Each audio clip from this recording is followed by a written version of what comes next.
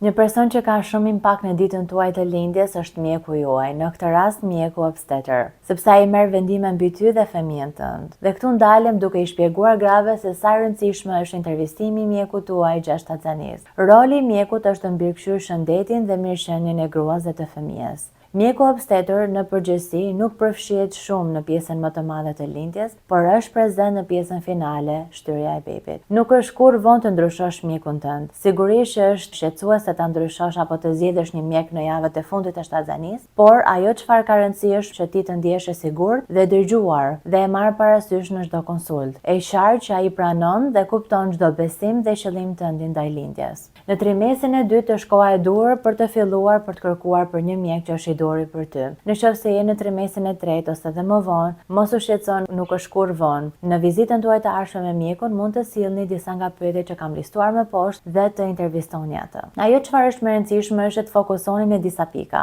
Pika e parë, cilat janë preferencat që ju keni për lindjen? Pra mënyra e lindjes, menaxhimi, protokollet ndaj bebit, zgjidhënia etj. Të gjitha këto dhe më shumë do të jesh aftë të zbulosh nëpërmjet ndërtimit të planit të lindjes në leksionin tjetër. 2. Gjinia e mjekut. Disa prej jush mund të ndjeni rehat me një mjek femër ose mashkull ose nuk e keni problem gjinin. 3. Spitali që ai praktikon profesionin e tij. Në këtë rast spitali është shtetëror apo privat. 4. Çmimet ose siguracionet. Në disa shtete, paketat e lindjes mbulohen nga siguracionet ose në këtë rast do të zgjidhni në bazë të buxhetit tuaj. E 5. Mendësia, eksperjenca dhe bashkëpunimi. Nëpërmjet këtyre pikave do kesh mundësinë të zbuloni mendësinë dhe bashkëpunimin dhe eksperiencën e tij. Këto pyetje mund t'i gjeni në formatin PDF, mund t'i shkarkoni më poshtë. Disa nga pyetjet që mund të intervistoni mjekun tuaj: sa përqind të lindjeve që keni bërë janë vaginale? Deri në cilën javë prisni që lindja të fillojë? A praktikoni monitorim të vazhdueshëm apo të pjesshëm të rrajtë të zemrës së bebit? A lejoni të përdor topin e jogas apo pozicione të tjera gjatë lindjes? A performoni epiziotemi rutinë gjatë lindjes? Dhe në cilat rrethana do ta sugjeroje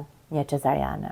Sigurisht që gjatë gjithë kohës që ti je duke i drejtuar këto pyetje, dëshiroja të vije re shenjat alarmante, mënyra se si përgjigjet, si replikon dhe koha që të jep. Të gjitha këto pyetje bazohen në eksperiencën, mendësinë dhe bashkëpunimit të tij në bazë të praktikës së tij 5 vjeçare, 10 vjeçare apo 20 vjeçare. Sigurisht që pyetja e parë lidhet se sa eksperiencë ka ai kundrejt lindjeve vaginale. Pyetja e dytë ka të bëjë me mendësinë e tij, se sa je prej që gruaja të fillojë lindja e saj. Në këtë rast, Organizata Botërore e Shëndetit e rekomandon mjekun që të presin ose të japi kohë gruas pra të jetë në mbikëqyrje dhe 2 javë më shumë, sepse jo të gjithë gratë kanë një cikël menstrual për 28 ditësh, kështu është se si data e lindjes pra përcaktohet. Për sa i përket pyetjes së tretë që ka lidhje me monitorimin fetal, sigurisht që monitorimi fetal ofrohet në momentin që kemi një shtatzani me risk, por nëse gruaja gjatë gjithë shtatzanisë ka një pasur një shtatzani të qetë pa risk, atëherë gjatë procesit të lindjes, pra të qenet me kontraksione, mund të bëj monitorimin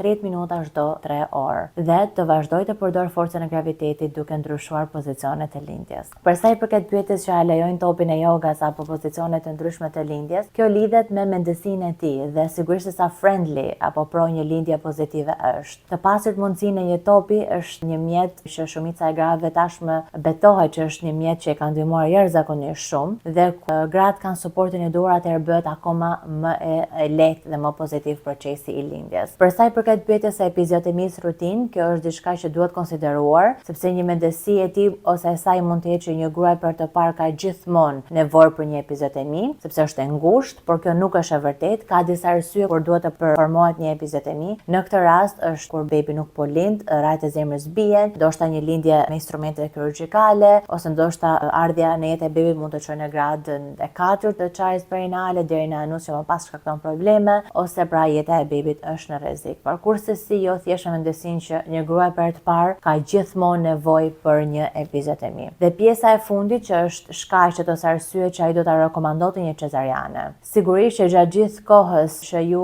jeni duke intervistuar mjekun tuaj dhe një herë shikoni për shenjat alarmante dhe në të njëjtën kohë të peshoni vendimin nëse ju do vazhdoni me këtë mjek apo jo, sepse është në dorën tuaj në fund të ditës nëse ju dëshironi ta ndryshoni apo jo. Kjo mund të varet dhe nëpërmjet mundësive që ju keni apo vendit ku ju jetoni. Por nëse ju nuk ju jepet kjo mundësi për ta intervistuar mjekun tuaj, atëherë siguroni që mësoni teknika të ndryshme të menaxhimit, mësoni rreth fiziologjisë së lindjes, i praktikoni çdo gjë në këtë kurs që të keni mundësi ta ulni prioritetin e të pasur ndërhyrje në lindjen tuaj.